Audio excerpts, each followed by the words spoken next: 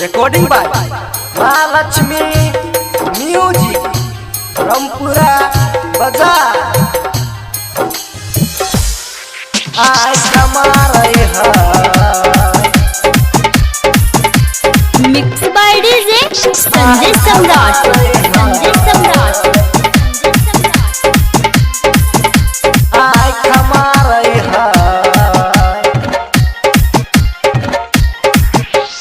गेल रहिए बाराती में हम कोट पेढ़ी के। गेल रहिए बाराती में हम कोट पेढ़ी के। एगो छौरी छत के ऊपर से हमारा आँख मारे है। एगो छौरी छत के ऊपर से हमारा आँख मारे है। गेल रहिए बाराती में हम कोट पेढ़ी के। गेल रहिए बाराती में हम कोट पेढ़ी के। एगो छौरी छत के ऊपर से हमारा आँख मारे है। एगो छौरी छत के ऊपर से हमारा आँख मारे है। आँख मारे है। आँख मारे है।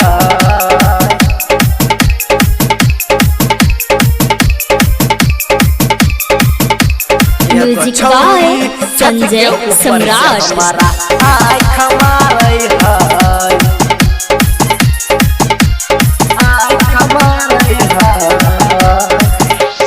लिखी के मोबाइल नंबर उ फेंके छे हमारा पास हो। कहे छे बाबू सोना हमारा लाखों में छिए एक यो। लाखों में छिए एक यो। हाँ, लिखी के मोबाइल नंबर उ फेंके छे हमारा पास हो। कहे छे बाबू सोना हमारा लाखों में छिए एक यो।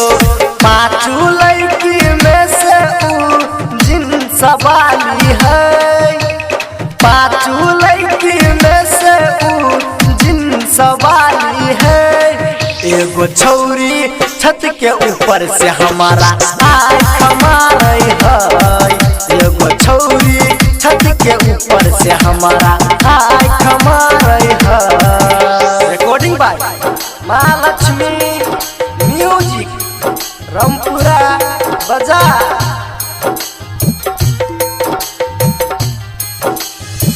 एगो छौरी छत के ऊपर से हमारा आँख मारे है। Mix by DJ Sanjay Samrat. Sanjay सम्राट आँख मारे है। कहे छो डीजे बसंत माल छतु झकास गे। गायक सरोज संग तू करे छे नैना चार गे। करे छे नैना चार गे। हाँ, कहे छो डीजे बसंत माल छतु झकास गे। गायक सरोज संग तू करे छे नैना चार गे। सोमवार के पछाड़ी में जाके इंतजार करे है। सोमवार के पछाड़ी में जाके इंतजार करे है। एगो छौरी छत के ऊपर से हमारा आँख मारे है। एगो छौरी छत के ऊपर से हमारा आँख मारे है। आँख मारे है।